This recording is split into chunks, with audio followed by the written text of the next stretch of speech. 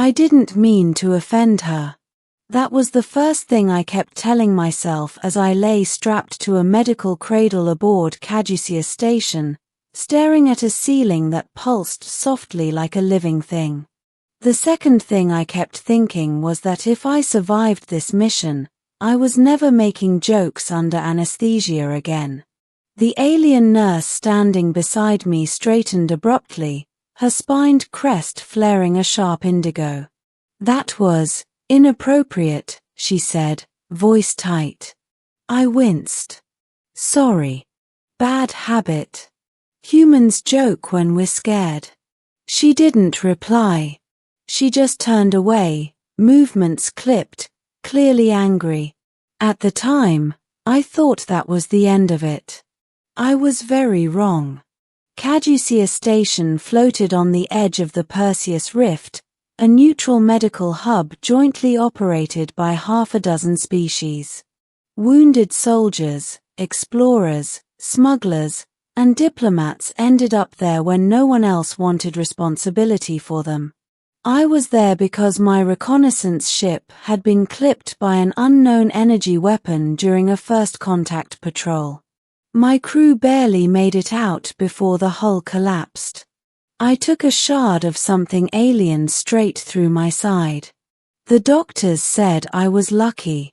The nurse assigned to me clearly disagreed. Her name, according to the translator, was Serith Val, a member of the Thrixian Concord. The Thrixians were tall, insectoid humanoid hybrids with bioluminescent markings along their necks and arms. They were known across the galaxy for two things: unmatched medical skill and absolute emotional discipline. Which is why my joke had landed so badly. She had been calibrating the surgical field when I muttered, half delirious, "So, does this count as dinner and a show?" Her crest flared.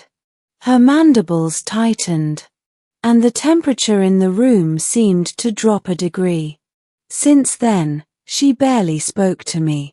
She treated my wounds with flawless precision, monitored my vitals obsessively, and followed protocol to the letter. But she didn't look at my face anymore, only at the instruments. I figured I deserved it. Humans weren't exactly popular with the Thrixians. We were loud, emotionally erratic, and dangerously casual about death. Not ideal traits in a culture built around control and restraint. Days passed. My condition stabilized. The pain faded into a dull ache. Still, Serith stayed on my case, checking my neural activity personally instead of delegating it to drones. That was unusual.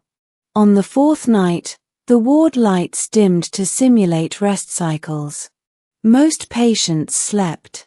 I didn't. Serith stood beside my cradle, adjusting the resonance field around my wound. Her glow was muted now, a soft silver blue. I exhaled slowly. "You don't have to stay, you know. I'm not going anywhere." She didn't respond. I hesitated, then added quietly, "For what it's worth. I really am sorry." Her hands froze. For a long moment, she said nothing. Then, without turning around, she spoke. "You humans," she said softly, "use humor as armor." I blinked. "Yeah. Sometimes it's the only armor we've got."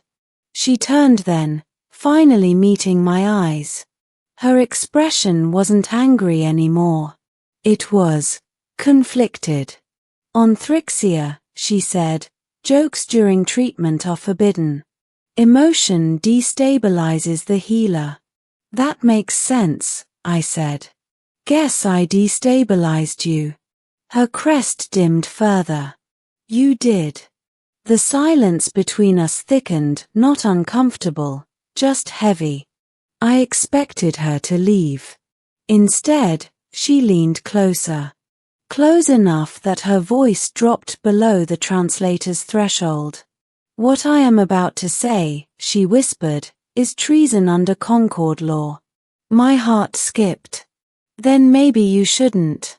You are injured by a weapon that does not officially exist, she murmured. I stilled. The shard removed from your body, she continued, is composed of phased matter. It should have erased your neural patterns upon contact. I swallowed. But it didn't. No, she said. Because you interfered. I stared at her. I didn't do anything. Her luminous eyes searched my face. You laughed, she said. In pain. In fear. At the moment of impact. And your neural signature spiked in a way we have only ever observed in one other species. My mouth felt dry. Which one? She leaned even closer. The architects. I had heard that name. Everyone had. The architects were a vanished precursor race, believed to have shaped large portions of the galaxy before disappearing without a trace. Their technology was still being uncovered and was universally considered too dangerous to fully understand. You're saying I reacted like them? I whispered. She nodded once. The weapon attempted to overwrite you, she said. Your emotional surge disrupted the process. Chaos interrupted precision. That sounded very human. And you're telling me this because? I asked. Her crest flickered, a sign of internal conflict. Because the Concorde is already searching for survivors like you, she said. Because if they confirm what I suspect, you will not leave this station. My pulse quickened. So why warn me? She straightened slightly, her voice barely audible. Because I was angry at your joke, she said. And anger made me curious. I stared at her. You're risking everything because I annoyed you? No, she corrected quietly. Because you reminded me that emotion is not weakness. Footsteps echoed outside the ward. Sereth stepped back instantly, professional mask sliding into place. The moment passed, but the secret remained. Later that cycle, alarms blared. Security lockdown. Containment breach. I struggled against the restraints as armed Concorde agents flooded the medical wing. Patients screamed. Drones whirred. 2 figures stopped at my cradle. One of them looked down at me with cold interest.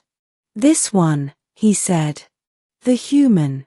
Before I could speak, Sereth stepped between us. He is unstable, she said calmly. Movement could kill him.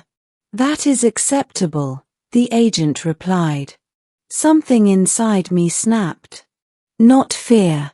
Anger. The monitors spiked. The lights flickered. The phased containment field around my body shuddered and then collapsed outward in a pulse of raw energy. The agents were thrown back like toys. Silence crashed down. I lay there, breathing hard, staring at my hands.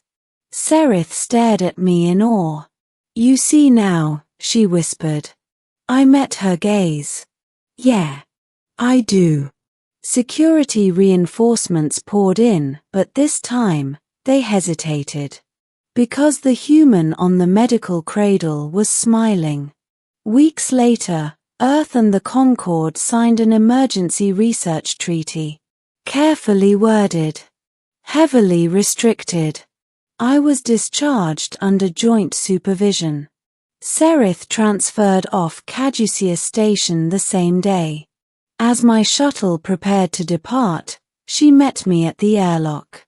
You will be watched, she said. I shrugged. Story of my life. Her crest glowed warmly. Your joke, she added, was still inappropriate. I grinned. Fair. She leaned closer, just enough for only me to hear. But I am glad you told it. The hatch sealed between us. As the stars stretched into motion, I realized something profound. The galaxy feared humans because we were unpredictable. But the truth was deeper. The galaxy feared us because sometimes, when precision failed, emotion saved the universe.